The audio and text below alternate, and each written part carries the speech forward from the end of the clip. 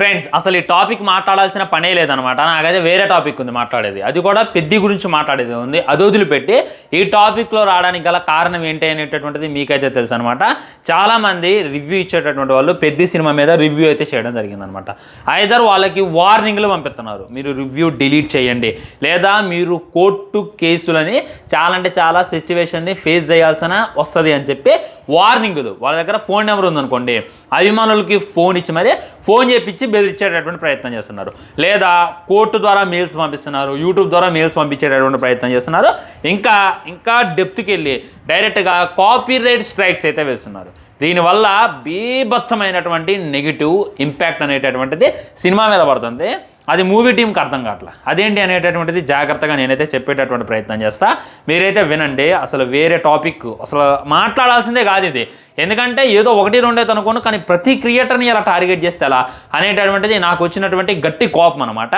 భయ speech of freedom అనేటటువంటిది ఒకటి ఏడ్చింది ఇండియాలో. ఎవడైనా సరే వాడు భావ హక్కుని వాడుకోవచ్చు, ఎవడైనా సరే వాడు మాట్లాడవచ్చు, వాడు తెగించి నువ్వు నాకు నచ్చిను, నువ్వు నాకు నచ్చలేదు అనేటటువంటి విషయాన్ని చెప్పొచ్చు.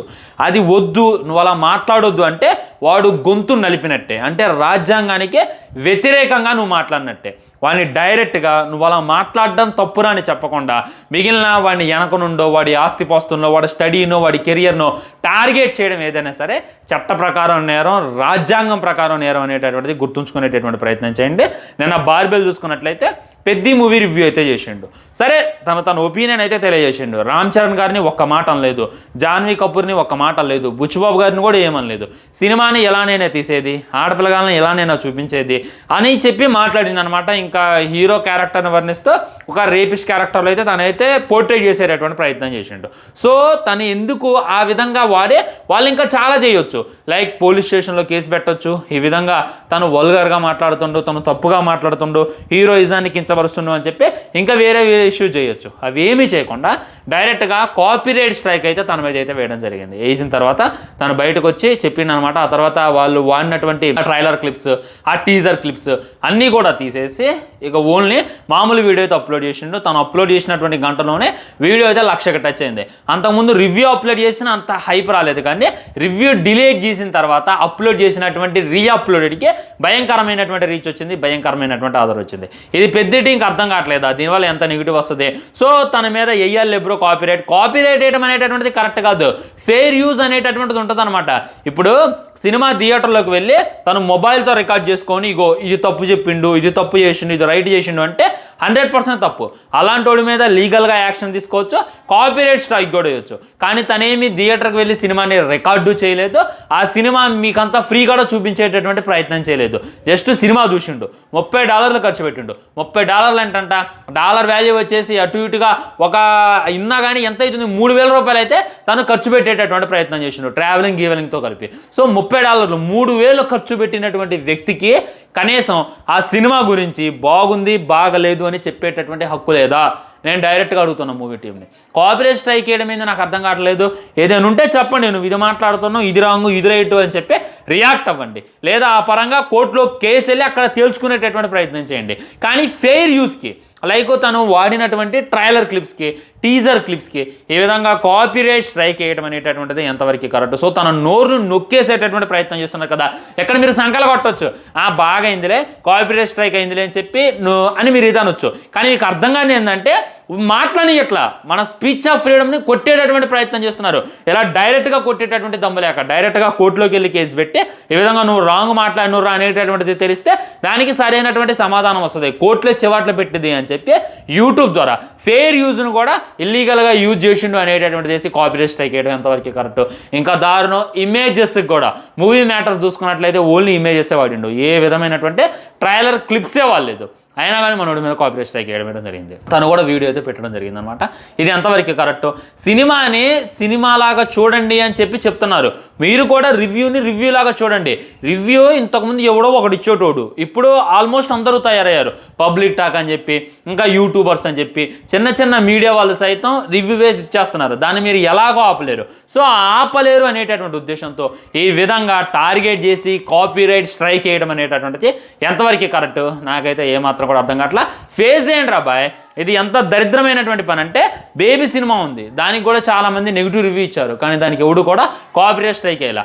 దిల్ రాజు మూవీది ఉంది మన గేమ్ చేంజర్, దానికి కూడా ఏం కాపీరైట్ స్ట్రైక్ రాలా. కూలీ మూవీ ఉంది తమిళది, దాన్ని కూడా భయంకరంగా ఎక్కారు, దానికి ఏ విధమైనటువంటి కాపీరైట్ స్ట్రైక్ రాలా. చెత్త సినిమాలు ఉన్నాయి, లత్కోర్ సినిమాలు ఉన్నాయి, ఎందుకు థియేటర్కి వెళ్ళి ఈ కంపు తెచ్చుకున్నారు అనేటటువంటి సినిమాలు కూడా ఉన్నాయి. అలాంటి సినిమాలకి ఎవడు కూడా కాపీరైట్ స్ట్రైక్ వేయలేదు. కానీ పెద్ది అనేటటువంటిది వాటన్నిటికన్నా బెటర్ సినిమానే. ప్రీవియస్గా రామ్ చరణ్ గారి ఆ ఆచార్య కన్నా, గేమ్ చేంజర్ కన్నా పెద్ద సినిమా ఏదైతే ఉందో 10 times బాగుంది. కానీ ఇంత బాగున్నటువంటి సినిమాకు కూడా మీరు ఈ విధంగా కాపీరైట్ స్ట్రైక్ వేసి వాళ్ళు చెప్పిందే నిజంరా అనేటటువంటిది మీరు ప్రూవ్ చేస్తున్నారు అనేటటువంటిది గుర్తుంచుకోండి. మూవీ టీం ఎవరైతే కాపీరైట్ స్ట్రైక్ వేశారో, ఎవరైతే ఆ వీడియోని రిమూవ్ చేయించారో, ఎవరైతే ఛానల్ ఎగిరిపోవాలి అనేటటువంటిది చూస్తున్నారో వాళ్ళకి నేను చెప్తున్నా, మీరు ఒక్క గొంతు నొక్కితే 10 గొంతులు వస్తాయి. ఇప్పుడు ఏంది, నేను ఈ వీడియో చేయాల్సిన సిచ్యువేషన్ ఉందా? అసలు నేను ఈ వీడియో చేస్తా, ముందు బాల్బెల్ది కాపీరైట్ స్ట్రైక్ వేసి లేపేసేశారు, ఆ తర్వాత మూవీ మ్యాటర్స్ది కాపీరైట్ స్ట్రైక్ వేసి లేపేశారు. అప్పుడు నాలాంటి ఒక గొంతు వచ్చి మాట్లాడుతుంది, నాలా ఇంకా 10 గొంతులు మాట్లాడతాయి. ఎన్ని గొంతులు నొక్కుతారు మీరు? అది కరెక్ట్ కాదు అనేటటువంటిది గుర్తుంచుకునేటటువంటి ప్రయత్నం చేయండి. ఏదైనా ఉంటే వాళ్ళు ప్రూవ్ చేసుకోండి, మా సినిమా ఇది, మా లాజిక్ ఇది అనేటటువంటిది ప్రూవ్ చేసుకోండి. ఏమడిగిండో ఇల్లాజికల్ సీన్స్ చాలా ఉన్నాయి అనేటటువంటిది వాళ్ళైతే చెప్పారు, వాళ్ళ ఒపీనియన్ తెలియజేశారు. దీన్ని అమ్మ మేము పెట్టేటటువంటి డబ్బులు కావాలి, మేము 600 రూపాయలు పెట్టినా 1000 రూపాయలు పెట్టినా సినిమా అయితే వేసి మాకు చూపిస్తారు, థియేటర్లో రేట్లు పెంచినా మేము భరించాలి, థియేటర్లో పార్కింగ్ డబ్బులు దొబ్బుతున్నా మేము భరించాలి. మీరు అక్కడ దాకా వెళ్ళి మా టైం తీసి నిద్రపోకుండా కళ్ళు ఆర్పుకొని సినిమా చూడడానికి మేము కావాలి, కానీ మాట్లాడడానికి మేము వద్దు. అంటే ఏంది, మేము ఏటీఎంసా? మేము డబ్బులు ఇస్తే మీరు తీసుకుంటారు, మేము ఇచ్చినటువంటి డబ్బులతో డే 1 ఇంత కొట్టింది, డే 2 ఇంత కొట్టింది అని చెప్పి పెద్ద కలెక్షన్ పోస్టర్స్ తీసుకుంటారు. అలాంటిది మా ఒపీనియన్ చేయడం తప్పనేటటువంటిది నాకైతే ఏమాత్రం కూడా అర్థం కావట్లేదు అనమాట. దీనికి మీరే సమాధానం చెప్పాలి ఫ్రెండ్స్. ఒపీనియన్ తెలియజేయడం అనేటటువంటిది బేసిక్. ఒకవేళ నువ్వు గొంతెత్తి మాట్లాడకపోతే, ఇప్పుడు నేను చెప్తున్నాను, మనం గొంతెత్తి మాట్లాడకపోతే ఇంకెన్ని లత్కోర్ సినిమాలు వచ్చాయి? అవునా కదా, వచ్చాయి కదా. మనం ఆ రోజు గేమ్ చేంజర్ గురించే గొంతెత్తి మాట్లాడడం వల్లే ఆ తర్వాత రామ్ చరణ్ బాగా ఫ్లెడ్జ్డ్గా వర్క్ చేసి ఈ విధంగా పెద్ది లాంటి దానికన్నా బెటర్ సినిమాని మన ముందు అంతా చేసేటటువంటి ప్రయత్నం చేసిండు. అది గేమ్ చేంజర్ కూడా చూసి వచ్చి ఇంకా రుద్దినట్టయితే ఎన్ని ట్రోల్స్ వచ్చాయి. ఇంకా గేమ్ చేంజర్ 2 అని, గేమ్ చేంజర్ 3 అని చెప్పి తీస్తారు కదా. సో ఉంటుంది అనమాట, భావ ప్రకటన అనేటటువంటిది ఉంటుంది. సినిమా చూసి వచ్చిన తర్వాత నీ ఒపీనియన్ ఇది, నీ పదం ఇది, నీ వ్యవహారం ఇది అనేటటువంటిది తెలియజేయడం బేసిక్ కామన్ సెన్స్ అనమాట. దాన్ని నొక్కేటటువంటి ప్రయత్నం చేయడం, దాన్ని ఆపేటటువంటి ప్రయత్నం చేయడం ముమ్మాటికి తప్పు అనేటటువంటిది నాకున్నటువంటి గట్టి ఫీలింగ్. మారండి, తీసేటటువంటి సినిమాల మీద ఫోకస్ అయ్యండి. నాకు తెలిసి కాపీరైట్ మీరు ఇమేజెస్కే వేసారంటే ఎంత కష్టపడి ఉంటారు దానికోసం. ఇమేజెస్ టైం తీసుకొని ఆ యూట్యూబ్కి రిక్వెస్ట్ పెట్టి ఇమేజెస్కి అసలు కాపీరైట్ స్ట్రైక్ అనేటటువంటిది పడదు, కాపీరైట్ క్లైమ్ అనేటటువంటిది పడుద్ది. అలాంటిది యూట్యూబ్కి ఎన్ని మెయిల్ చేసి ఉంటారో, యూట్యూబ్కి ఎంత చేసి ఉంటారో, ఆ తర్వాత అది కాపీరైట్ స్ట్రైక్ చేసి ఉంటుంది.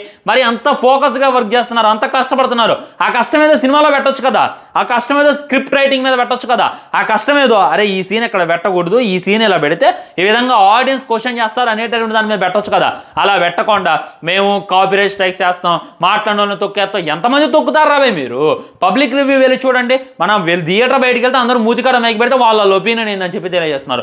ఒక్కొక్కడు బూత్లో తిడుతున్నారు. ఇంకోటి అయితే డైరెక్ట్గా బుచ్చిబాబు గారిని ఎలా తిట్టిండు అనేటటువంటిది నేను మార్నింగ్ వీడియోలో మీకు చూపించా. వాళ్ళతో పోల్చుకుంటే బెటరే కదా. సో బాగున్నాయి అని చెప్తారు, బాగోలేని అని చెప్తారు.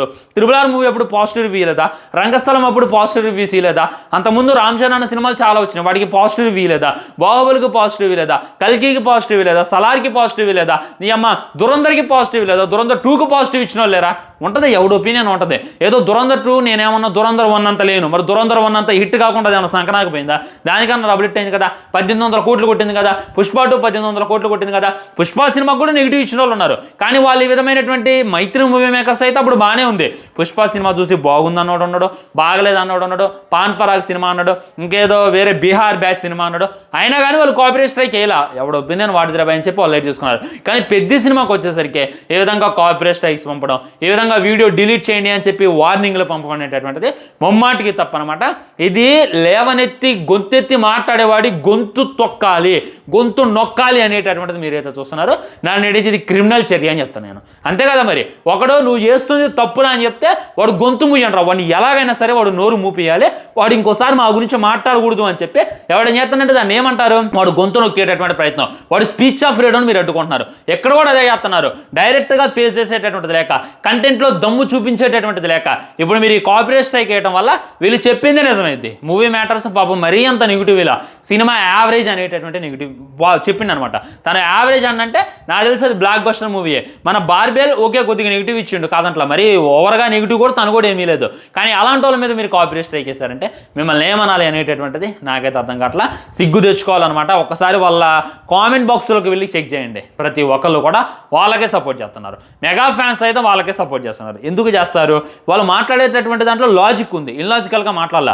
అమ్మాయిని పద్ధతిగా చూపించండి అనేటటువంటిది బార్బెల్ ఒత్తి చెప్పిండు. ఇక్కడ కూడా ఆ కబడ్డీ బాగానే ఉంది, కుస్తీ బాగానే ఉంది, ఆ కాళ్ళు నరుక్కోవడం బాగాలేదు అనేటటువంటిది మూవీ మ్యాటర్స్ కూడా ఒత్తి చెప్పేటటువంటి ప్రయత్నం చేసిండు.